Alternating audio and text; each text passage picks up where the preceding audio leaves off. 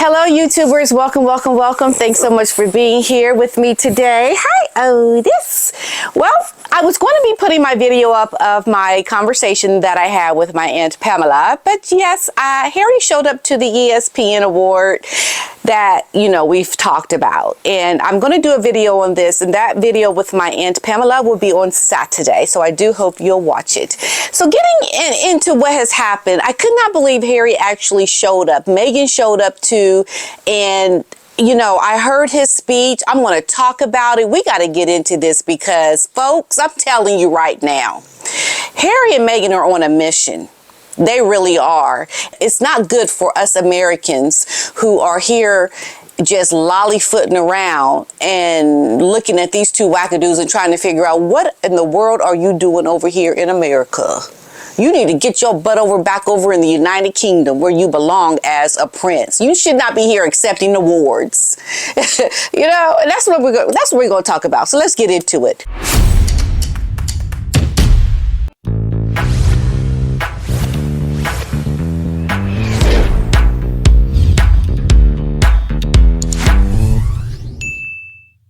Okay, so Harry showed up, y'all. He showed up, he showed out, and yeah, some things that he said in his speech were very revealing to me, very revealing.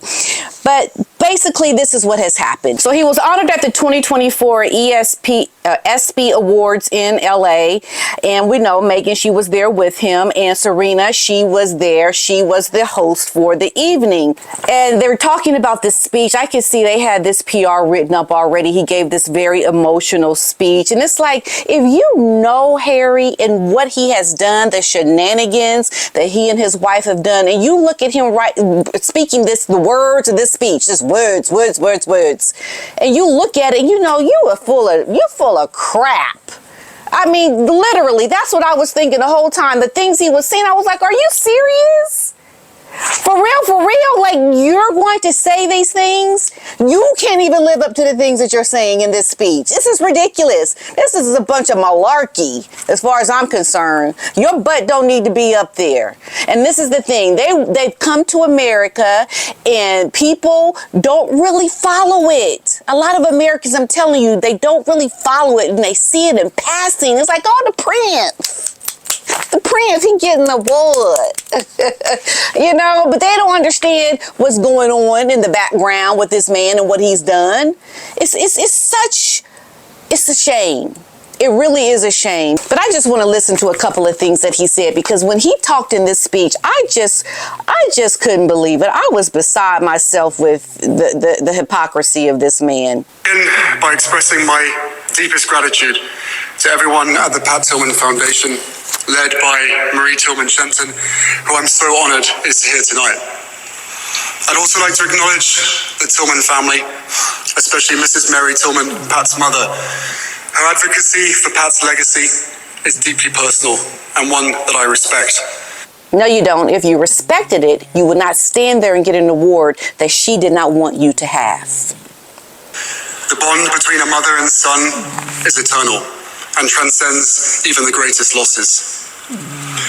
The truth is, I stand here not as Prince Harry Pat Tillman Award recipient, but rather a voice on behalf of the Invictus Games Foundation and the thousands of veterans and service personnel from over 20 nations who have made the Invictus Games a reality.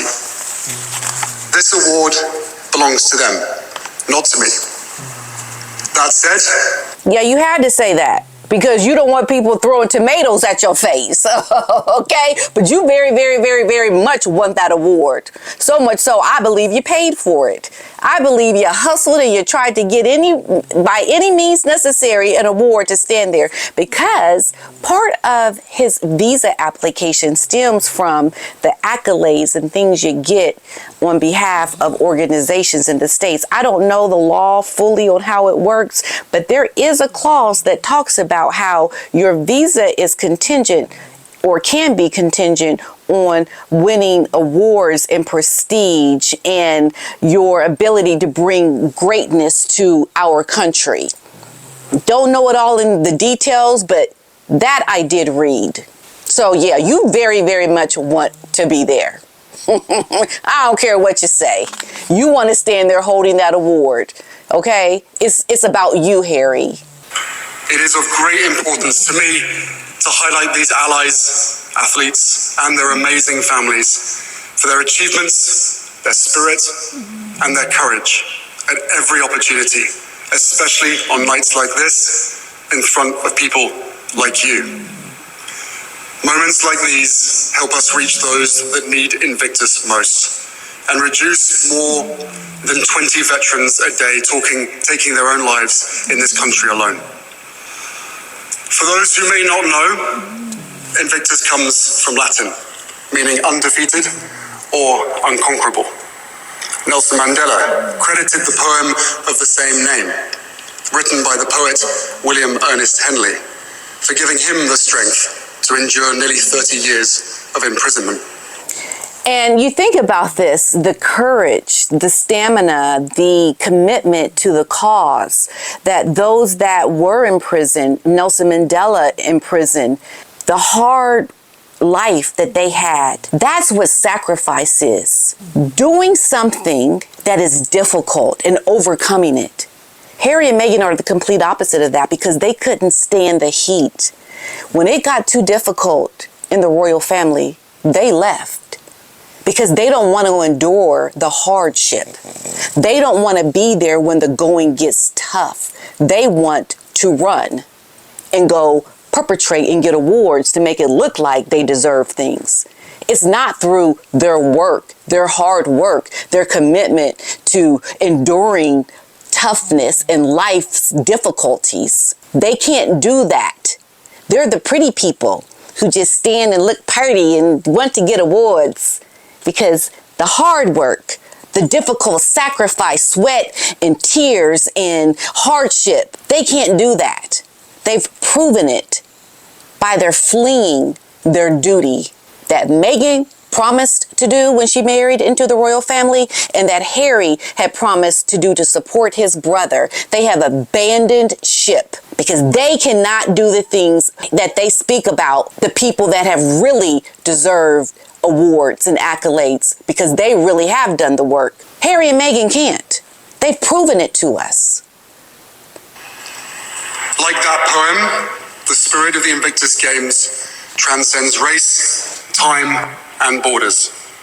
It is born from unity and exudes purpose. Which Harry and Meghan have no unity because they have spoken ill of their families. They're not in unity with anyone within their own family. They no longer share the same purpose as a married couple, as a matter of fact. That's what I believe. They want to speak on it, or Harry wants to speak on it. But once again, he doesn't have that in his own life. He's proven it to us. We see it. This year, we're celebrating 10 years of witnessing life-changing impact and healing through sport.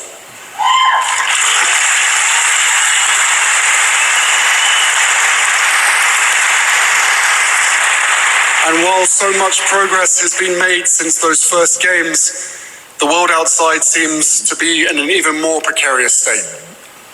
We live in an age marked by polarization and division. That you create. You create division. The world is the way it is, but you've contributed to that. But you're going to stand here and talk about the world is divisive and all these things. And you are the one that has created that within your, ask your brother, Harry, how divisive you are. And you going to stand there and try to be all proud about what the world is? Know what you are, Harry. Conflicts rage around the globe. Oh, yeah. We want to talk about conflict and rage. How about the rage that you have for your family? The rage that Meghan has for any friend that comes her way that tries to put her in her place. The rage that your wife has had when she bullied her staff. The rage and the way you are towards your own loved ones. You are the world that is doing that. And you're going to stand here and talk like, oh, it's those people? It's you, Harry. Anger and resentment towards those who are different seem to pervade societies everywhere. Oh, yes. Yes, Harry. That's you. rage. You're angry, aren't you? You're angry because you're the spare. You're angry because you didn't get the big room like your brother did. You're angry because William got everything better than you. You couldn't walk in grace and being thankful for what you have as a royal. You had to complain about the silly, stupid things of luxury. Yeah, that's what you did, Harry. You wrote about it in your book, Spare. Our community challenges that. Our community proves that unity is not just possible, but formidable.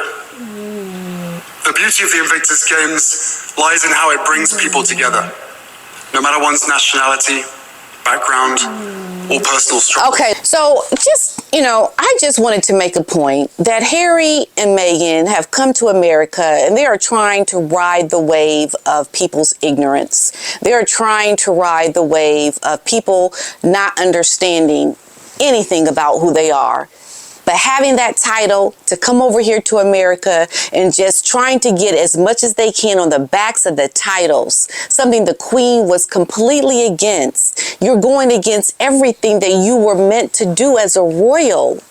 It is an abomination to the legacy and tradition of the royal family. And the Americans that don't follow this will not see that. And that is what the tragedy is the perpetration and fraud. And you know what is the worst of all? Is you're doing it on the backs of innocent people, people's legacies that have sacrificed and worked hard. You're doing these horrible things on the backs of great, admirable things that other people have done. And you're riding the wave in a sick way that is all about you. It is disgusting what Harry and Meghan are doing. I can't believe he showed up to receive this award tonight. Shame on him.